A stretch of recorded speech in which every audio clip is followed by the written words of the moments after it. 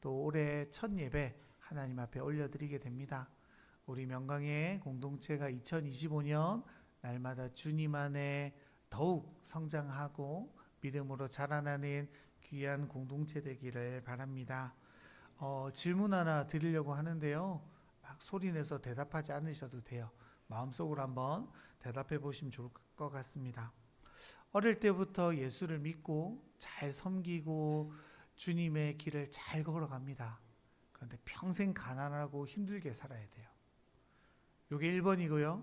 2번은 흥청망청 살다가 예수도 모르고 돈도 많고 흥청망청 살다가 죽기 직전에 딱 예수 잘 믿고 천국 갔어요. 어떤 삶이 더 끌리십니까? 여러분들의 웃음이 대답을 대신하는 것 같이 느껴지죠. 사실 선뜻 대답하기 어렵지 않습니까? 왜 그럴까요? 슬프고도 안타까운 이야기지만 우리가 주님을 믿고 살아가는 데 있어서 주님의 제자가 되는 데 있어서 그 길이 사실 우리에게 어렵다라고 느껴지기 때문이죠. 우리의 욕심대로 우리의 욕망대로 살아가는 것이 사실 우리에게 더 큰 행복이 되어질 때가 많이 있기 때문입니다. 우리가 예수를 믿고 또 신앙생활을 하면서 우리는 계속 고백하죠. 하나님, 우리가 예수님의 제자가 되길 원합니다. 작은 예수가 되어서 예수님처럼 이 땅을 살아가길 원합니다. 라고 고백합니다. 그렇다면 제자가 된다는 것은 어떤 삶입니까? 주님의 제자가 된다는 것은요, 삶 전반에서 예수님을 닮아가고 그분의 말씀에 순종하며 맡겨진 사명을 충실하게 감당하는 것을 뜻하죠. 그렇다면 우리 자신에게 물어볼 필요가 있습니다. 나는 주님을 닮아가고 있는가? 나는 주님의 말씀에 순종하고 있는가? 나는 주님이 나에게 맡겨주신 사명을 온전함으로 감당하며 매일매일을 보내고 있는가?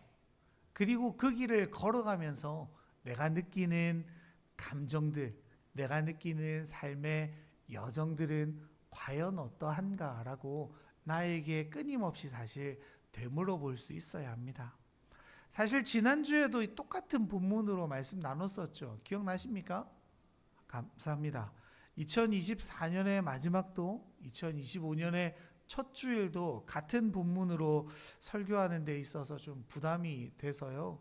신년인데 좀 다른 말씀을 준비하는 게 낫지 않을까를 좀 고민하다가 우리 송구영 시인 또 2024년의 마지막 예배 또 신년 부흥회 오늘의 본문까지 좀 일관되게 흐르는 주제가 있는 것 같아서 이 본문으로 말씀을 전하는 게 낫겠다라고 판단하게 되었습니다.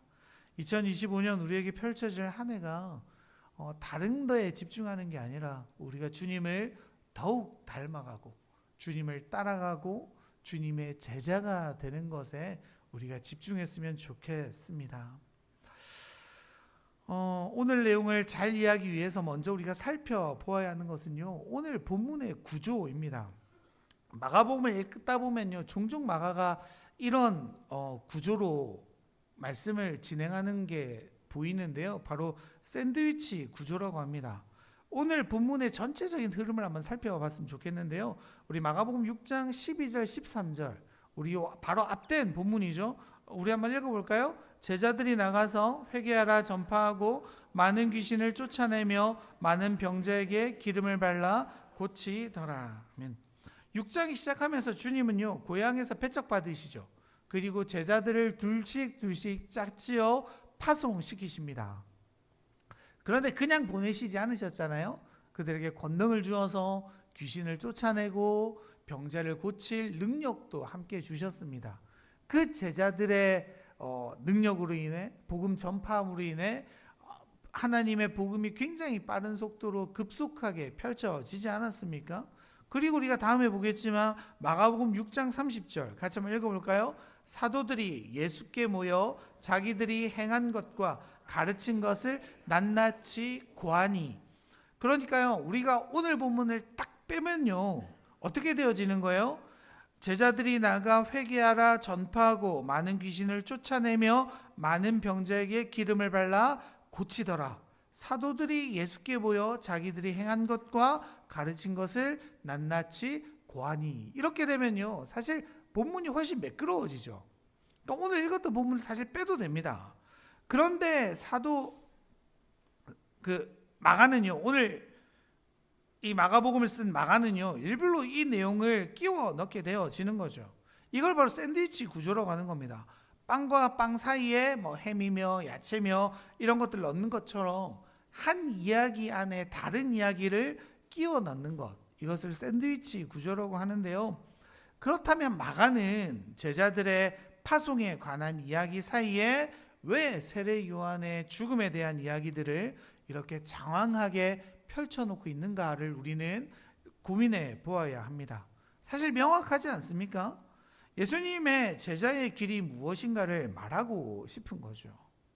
지금 예수님의 권능을 받아 파송을 받아 복음을 전하는 제자들, 그리고 그 사역의 내용이 어떠한지 주님께 보고하는 그 사이에 세례 요한의 죽음을 끼워 넣음으로 말미암아 주님은 말씀하고 싶으신 거예요.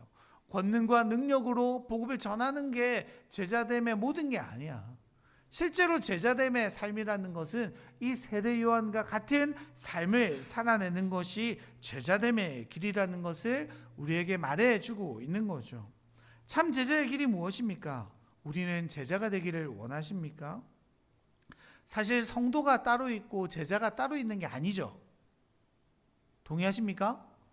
제가 종종 말씀드리지만요, 우리 기독교는요, 뭐 불교랑 천주교랑 달라요. 뭐가 달라요? 우리 모두가 하나님 앞에 공평한 만인 제사장의 위치를 가졌다는 거죠. 저만 주님의 제자로 살아가야 되나요? 아니에요. 승려들처럼 특별하게 그 일에 헌신된 자들이 있는 게 아닙니다. 저희들은 직분이 다른 거죠. 모두가 주님의 제자로 살아가야 하는 겁니다. 예수님을 믿기로 결정한 사람들, 예수님이 우리의 구주이시며 주인이십니다 라고 고백하는 모든 자들은요, 제자로 이미 부르심을 받은 자들입니다. 제가 그렇고요, 여러분들이 그런 거예요. 예수 믿으십니까? 그러면 우리는 주님의 제자인 거예요. 이것도 믿으세요? 그러면요, 우리가 예수님의 참 제자가 되기를 소망해야 되지 않겠습니까? 그렇다면 예수님은요, 세례 요한을 통해서 참 제자의 길이 무엇이라고 말하고 계십니까? 먼저는 무엇을 붙드는 삶인가 하는 것에서 출발합니다. 오늘 본문에 등장하는 대표적 두 인물, 세례 요한과 헤롯 왕이죠. 사실 헤롯의 가장 안타까운 부분이 저는 이 본문이라고 생각하는데요. 오늘의 본문 19절, 20절 같이 한번 읽어볼까요?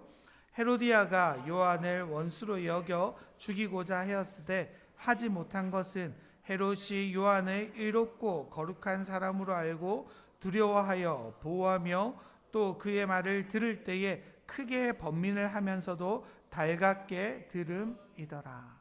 아멘. 세 번역으로 보면요, 그의 말을 들으면 몹시 괴로워하면서도 오히려 달게 들었기 때문이다 라고 이야기하고 있습니다. 그러니까 지금 헤롯의 아내 헤로디아는 이 요한을 끊임없이 죽이려고 했는데 지금 누가 보호해 준 거예요? 헤롯이 보호해 주었단 말입니다. 이유가 뭐예요? 그의 말이 자신을 괴롭게 하면서도 달게 들었다는 거예요. 심지어 찔림도 느꼈다는 겁니다. 이게 안타까운 부분 아닙니까?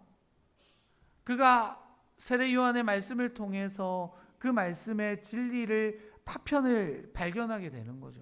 자신을 불편하게 만들고 자신에게 은혜도 끼치고 이 말씀을 계속 듣는 것이 자기에게 유익하다는 사실도 깨달았습니다.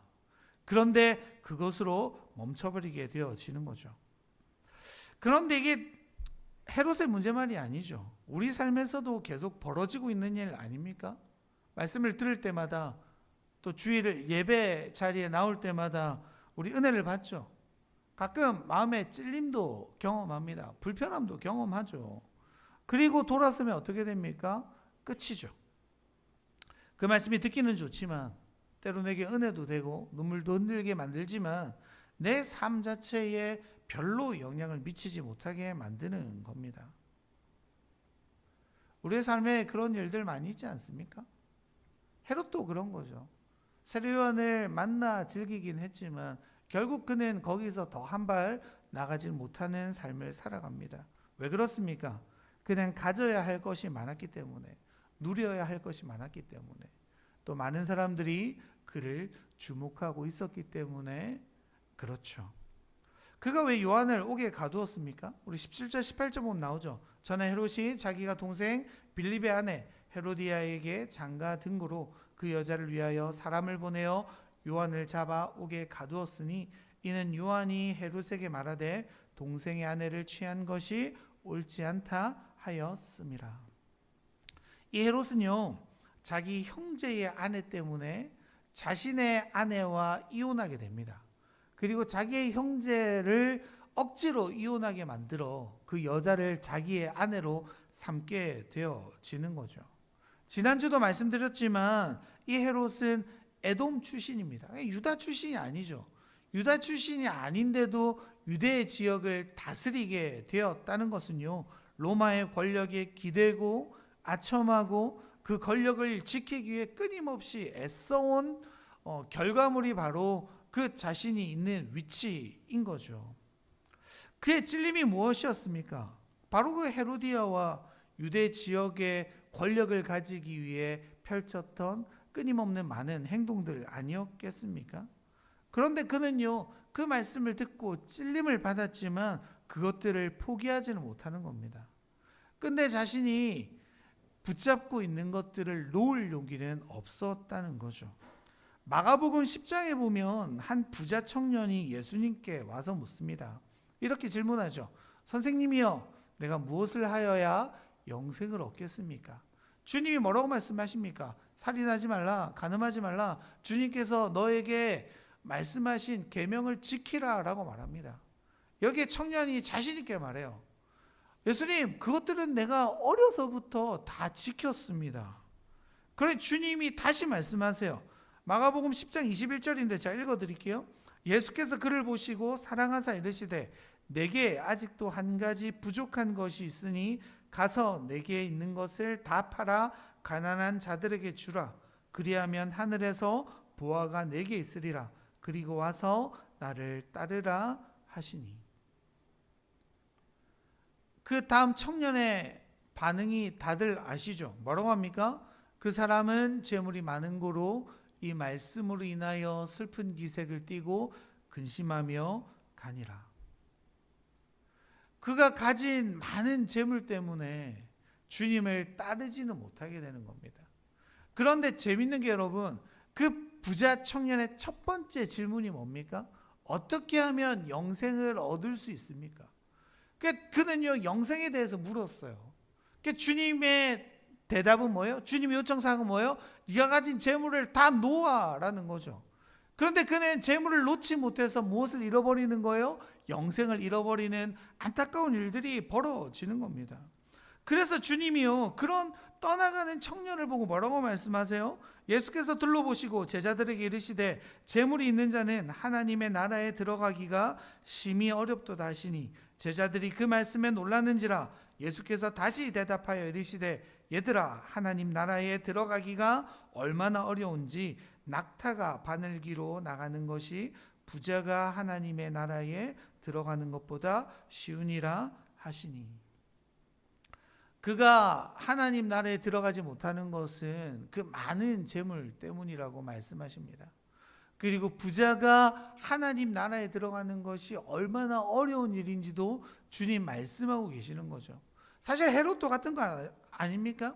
내가 어떻게 해서 얻은 권력인데, 어떻게 해서 얻은 사랑인데, 아는데 그것들을 포기하는 게 얼마나 힘들었겠습니까? 그것들을 놓을 수 없는 거예요. 포기할 수 없는 거예요. 여러분, 그런 측면에서요, 우리가 많이 가진 게요, 많은 성공들이요, 우리에게 결코 도움이 되지 않을 때가 많이 있습니다. 오히려 가난이 주님을 닮아가기가 쉽습니다. 오히려 고난이 더욱 주님을 붙들기에 쉬워지는 거죠. 그러니까 여러분, 우리가요 막 그런 얘기 하시지 않습니까? 주님께 복 받아서 막 잘 되는 것들 사실 아닐 수 있다는 거예요.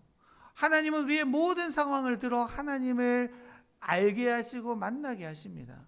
하나님의 뜻이 있는 거예요. 우리의 삶 가운데 가난하면 가난한 대로, 부유하면 부유한 대로 주님을 온전히 섬기는 우리가 되기를 간절히 바라야 됩니다.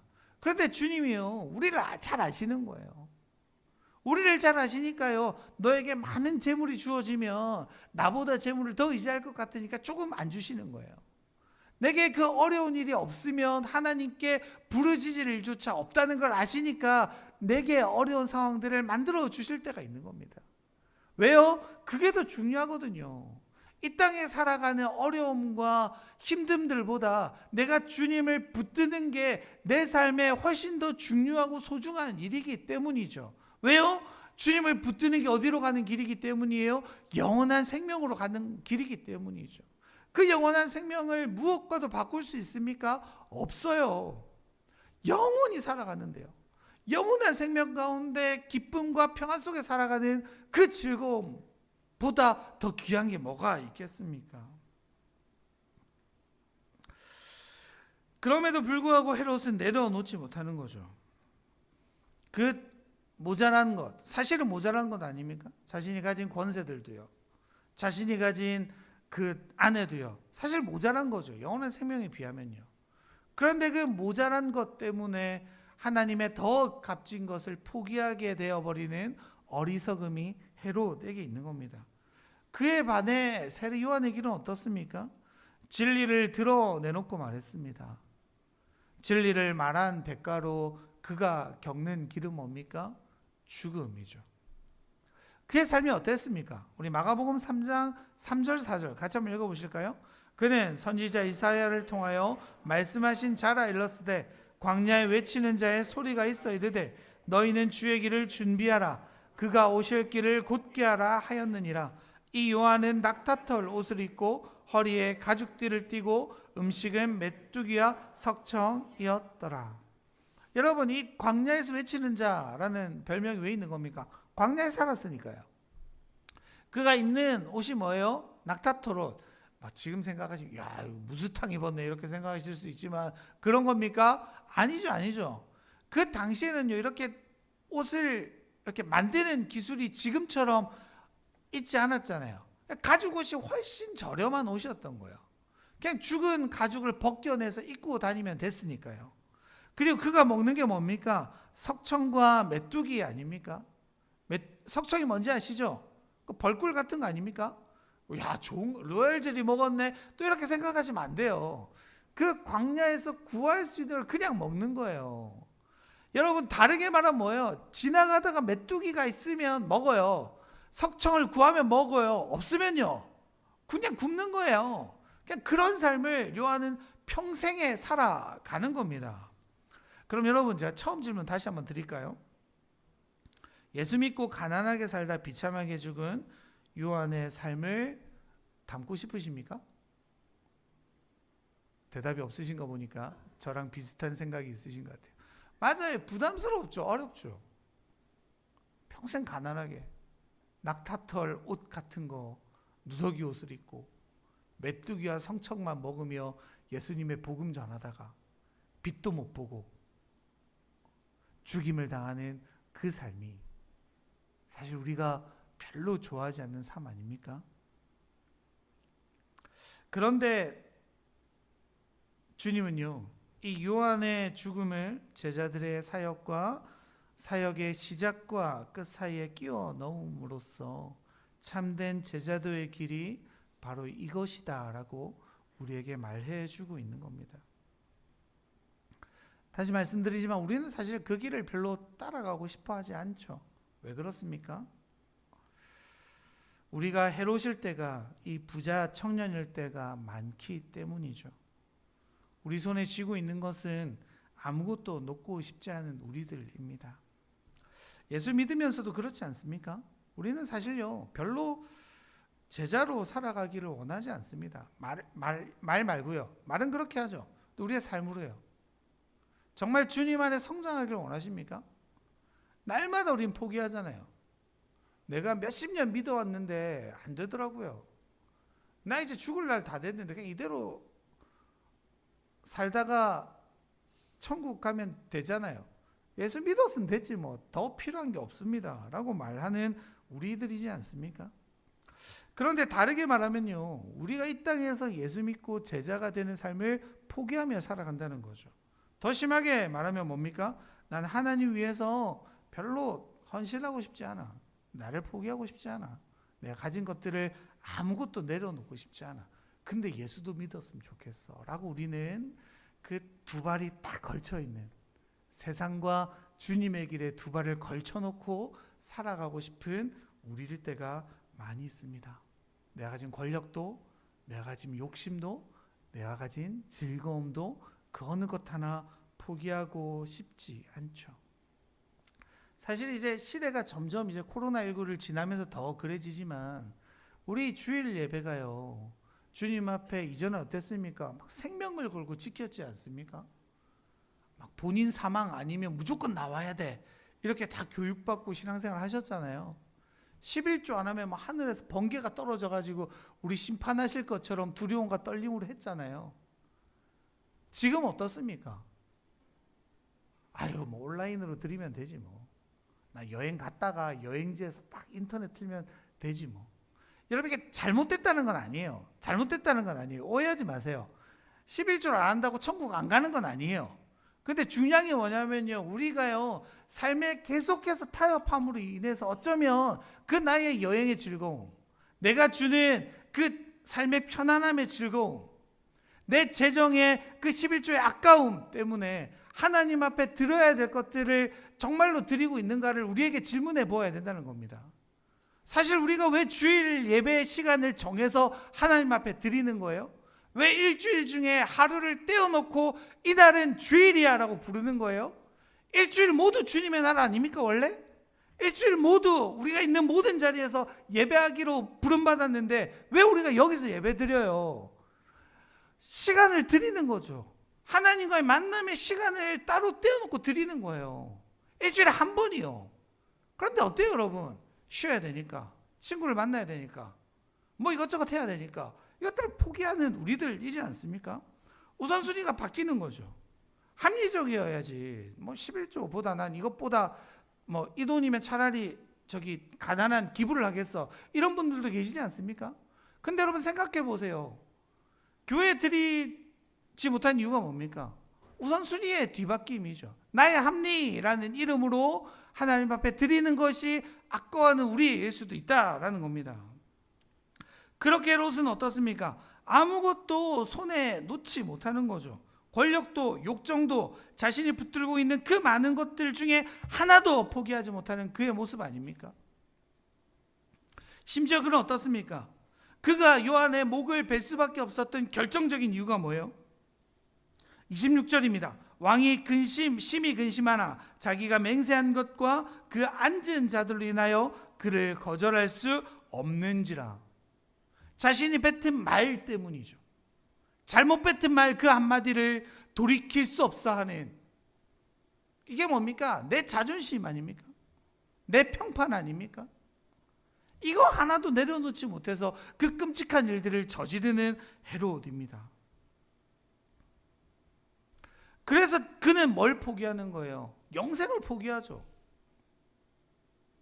정말로 포기하지 말아야 할 것들을 포기함으로 그는 이 땅의 것들을 소유하게 되어지는 겁니다. 너무 안타깝지 않습니까? 헤롯도 그렇죠. 우리 아까 마가복음 10장에 보았던 부자 청년도 그런 겁니다. 부자 청년을 향한 주님의 마음이 어땠습니까? 마가복음 10장 21절 전반부에 다시 한번 보시면요, 예수께서 그를 보시고 사랑하사 이르시되, 주님이 그를 사랑하셨대요. 그가 가진 열정을, 그가 가진 구원에 대한 궁금증을 바라보시고 어여삐 여기셔서 하시는 말이 뭐예요? 재산 다 팔아. 왜요? 그것들을 붙들고 있는 한 그는 주님을 찾지 않을 것을 주님이 아셨기 때문이죠. 주님 때로 우리에게 그런 것들을 요구하십니다. 내가 들고 있는 것들을 포기하라고요. 재산도요, 내 자식도요, 내 고집스러운 내 생각도요, 용서하지 못하는 저 사람도 주님 우리에게 말씀하실 때가 얼마나 많이 있습니까? 그런데 우리는 어때요? 포기하죠. 그 말씀을 받아들이지 못하는 겁니다. 그런데 제자의 길이 뭡니까? 마가복음 8장 34절에서 36절의 말씀입니다. 무리와 제자들을 불러 이르시되 누구든지 나를 따라오려거든 자기를 부인하고 자기 십자가를 지고 나를 따를 것이니라. 누구든지 자기 목숨을 구원하고자 하면 잃을 것이요 누구든지 나와 복음을 위하여 자기 목숨을 잃으면 구원하리라. 우리 같이 한번 36절 읽어볼까요? 사람이 만일 온 천하를 얻어도 자기 목숨을 잃으면 무엇이 유익하리요? 여러분, 지금 헤롯 이야기 아닙니까? 천하를 다 얻고도 자기 목숨을 잃으면 유익할 게 없어요. 이게 헤롯의 모습이죠. 이게 이 시대를 살아가는 우리네 모습이죠. 여러분, 무서운 말씀 하나 드릴까요? 나 예수 믿었다고 생각해요. 그런데 주님을 위해서 정작 하나도 포기하지 않고 죽었어요. 정말 예수 믿었다고 할 수 있을까요? 어쩌면 우리는요, 내 자기 확신 속에서 예수를 믿었다고 착각하고 살아가는 나일 수도 있습니다. 이단처럼요. 내 만족 때문에요. 주님을 향해 걸어가는 길은 뭐예요? 때로 힘들고 어려운 길을 맞닥뜨리더라도 주님 주시는 그 행복감 때문에, 주님을 만난 기쁨 때문에 그 길을 믿음으로 걸어가 보는 거죠. 날마다 나를 부인하는 게 그런 것 아닙니까?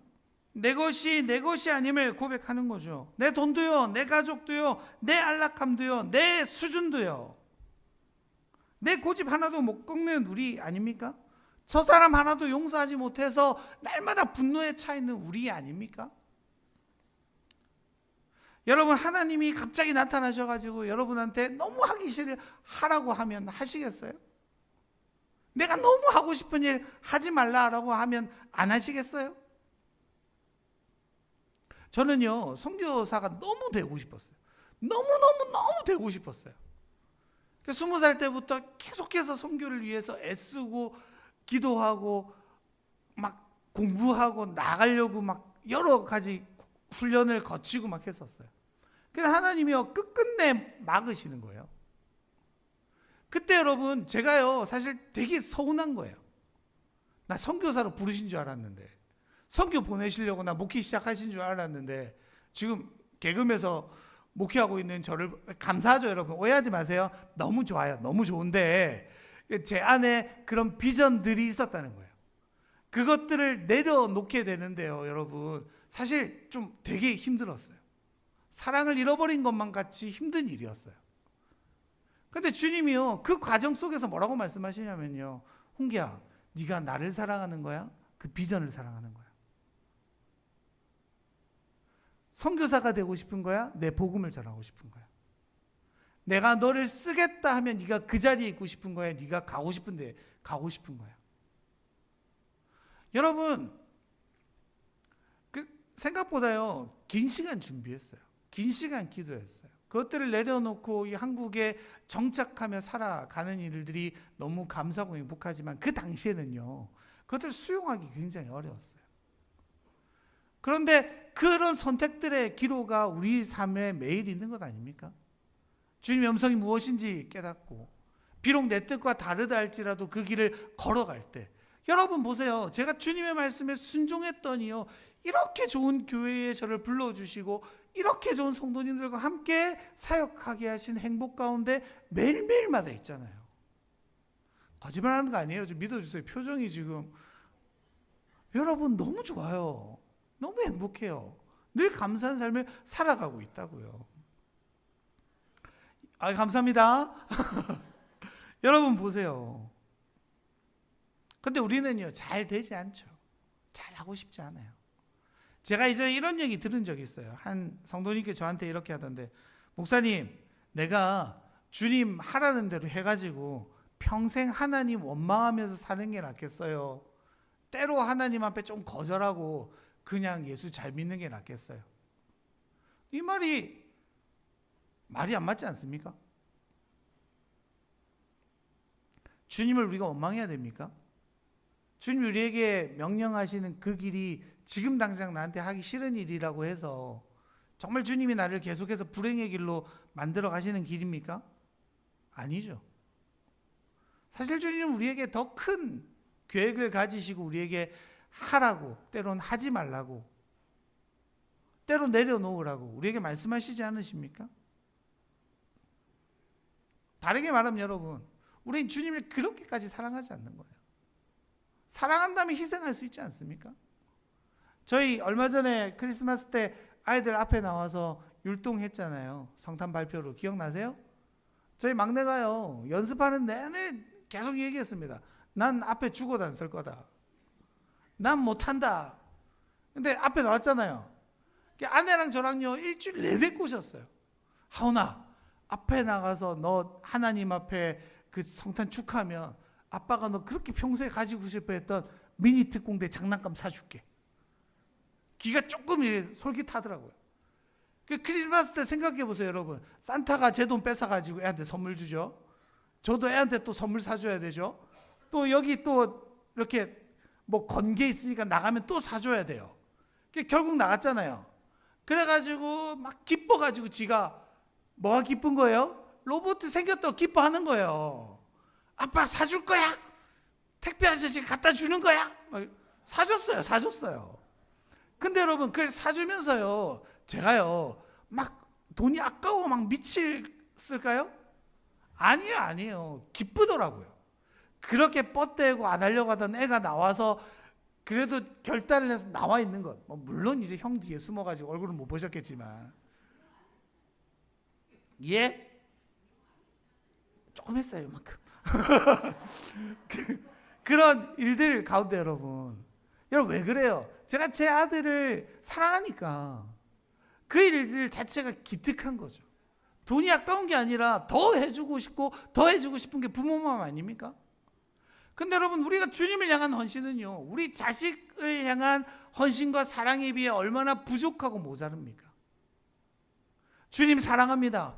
주님 나의 전부입니다. 난 주님의 제자입니다 라고 말하지만 난 아무것도 주님을 위해 아까워하며 아무것도 드리지 않는 우리들의 삶일 때가 얼마나 많이 있습니까? 여러분, 초기 기독교인들은요, 그렇게 세례 요한의 길을 따라가 죽임을 당하는 것이 가장 큰 상급이라고 믿었습니다. 그걸 적색순교라고 했어요. 로마의 핍박을 받으며 복음을 전하며 예수 그리스도의 믿음 위에 바로 서서 걸어가다 그렇게 죽임을 당하는 것을 영광스럽게 여겼어요. 그래서 죽임 당하기 위해서 더 복음을 열심히 전했던 초기 교회였습니다. 왜냐하면 그들은 주님이 금방 올 줄 알았거든요. 근데 10년이 지나고 20년이 지나고 주님은 오지 않으셨습니다. 그래서 그들은요, 삶의 방향을 바꾸기 시작해요. 적색 순교가 아니라 이제 백색 순교로 하나님 앞에 살아가야 되겠다라고 초대교회 교인들은 결단합니다. 백색 순교가 뭘까요, 여러분? 살아가는 평생 순교자의 마음으로 살아가는 거예요. 피 흘림은 없지만 주님 앞에 날마다 나를 죽여가며 주님 앞에 나를 드립니다 라는 심정으로 초대교회 교인들은 그렇게 평생을 주님 앞에 나를 바치며 살아가기로 결정했죠. 그들은 왜 그럴 수 있었을까요? 영혼 속에 누리는 행복감을, 주님을 믿어가는 그 가치를 누구보다 잘 알았기 때문이죠. 그리고 주님께 나를 헌신할 때 누리는 행복과 기쁨의 삶을 그들은 누렸기 때문입니다. 사실 안타까운 건 잘 안 되지 않습니까? 잘 안 되는 이유 중에 큰 이유는 우리 주변에 그런 사람이 잘 없기 때문이 아닌가라는 생각들이 들어요. 목사님, 내 주변에 예수 때문에 그렇게까지 헌신하는 사람 잘 못 봤어요. 없어요 라고 확신한 우리일지도 모르겠습니다. 그럼 여러분, 내가 그 사람이 돼야죠. 내가 주님 위해 내 평생을 헌신하며 그 길이 얼마나 행복한지 세상 사람들에게 보여줄 수 있는 내가 되기를 바랍니다. 사실 저한테는 얘기예요. 저도 그런 사람 됐으면 좋겠습니다. 다른 것에 연연하는 게 아니라 주님 믿어가며 우리 교회 교인들과 함께 이렇게 목회를 해가며 이 길이 너무너무 행복하다고 매주마다 고백하는 그런 목회자가 되면 얼마나 좋을까. 이 설교를 준비하면 계속 그 생각이 들더라고요. 때로 어렵습니다, 여러분. 설교 준비가 힘들어요. 그냥 아무 말이나 하시는 것 같을지 모르겠지만 진짜 많이 힘들어요. 어제도 새벽 2시 넘어서 잠들었어요. 새벽기도 끝나고 또 원고를 다시 정리하고 사실 그럴 때마다 그런 생각이 들어요. 야, 이거 이 정도 했으면 되지 않나? 이제 그만해도 되지 않나? 근데 그럴 수 없어요. 왜요? 제가 할 수 있는 최선을 드려야죠. 그런 과정 가운데 조금이라도 우리가 주님을 닮아가는 여정이 생긴다면 너무 좋겠다라는 비전이 있습니다. 우리 이 시간 함께 찬양하며 고백했으면 좋겠습니다. 이 시간 같이 결단했으면 좋겠어요. 잘 안 되는 나에게 집중하지 마시고요. 주님의 제자가 된다면, 주님의 그 부르심이 있다면 주님 우리를 제자로 만들어 가실 겁니다. 그렇게 되기를 원합니다. 그런 우리가 되기를 원합니다 라는 마음을 담아 이 시간 함께 찬양합니다.